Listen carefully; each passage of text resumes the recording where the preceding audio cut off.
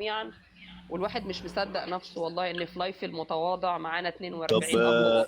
حضرتك في فقرة أتوبيس الفنانين من الزمن الجميل، إيه رأيكم؟ يلا بينا. الله الله. اه طبعا لا ده انا اعمل اتفضل. لك متابعه، واقول للناس تعمل لك متابعه عشان انا بعز تحت الحاجات اللذيذه دي. اتفضل يا فندم. تحت أمر حضرتك، ميوت يا يلا جماعه ننطلق. تسمحكم. كله بقى يربط الأحزمة عشان أتوبيس الفنانين من الزمن الجميل، الناس اللي وحشونا ورسموا البسمة على وجوهنا. الله يلا نعيش معاهم اتفضل. شوية. اتفضل. اتفضل مايكات يا اتفضل. جماعه.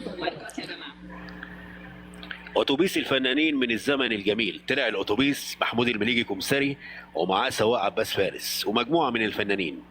اصطبحنا وصبح الملك لله، يا فتاح يا عليم يا رزاق يا كريم. مين معانا النهارده في الاتوبيس يا عباس يا فارس؟ انا قلت لك من بدري يا محمود ان الاتوبيس ده كان لازم يروح الجراج. عاجبك كده يا سيدي؟ شوف لك حل بقى في ركاب الهنا اللي انت مركبهم، وشوف هتاخد منهم الاجره ازاي. تذكره يا حضرات، تذكره يا بهوات، تذكره يا فنديه، حسن يا بارودي تذكره. يا ابني تذكره مين وبتاع مين؟ كان على ايامنا جوز الجزم 3 فرد. انا راجل كبير نازل المحطه الجايه، نازل المحطة الجاية، خد تذكرة من اللي قاعد جنبي. هو ده مين اللي قاعد جنبك ده؟ ده يوسف وهبي. تذكرة يا يوسف يا وهبي. يا للمهزلة الآدمية، تذكرة واو. مين وبتاع مين؟ اغرب عن وجهي.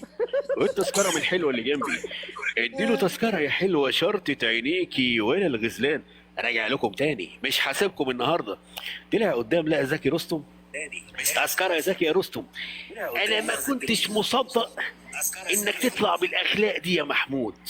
انا بامكاني احبسك تحت تقاطيع الارض، يا ما لهوي. خليش الدبان الازرق يعرف طريقك.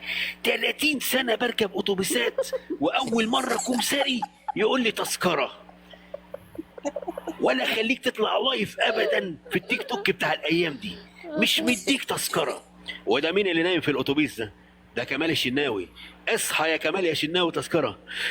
لا لا لا لا لا لا لا لا لا لا لا لا لا لا. انت عارف يا محمود ان انا راجل ملتزم طول عمري ومعايا ابونيه. مش انت برضك معاك ابونيه عادل يا ادهم؟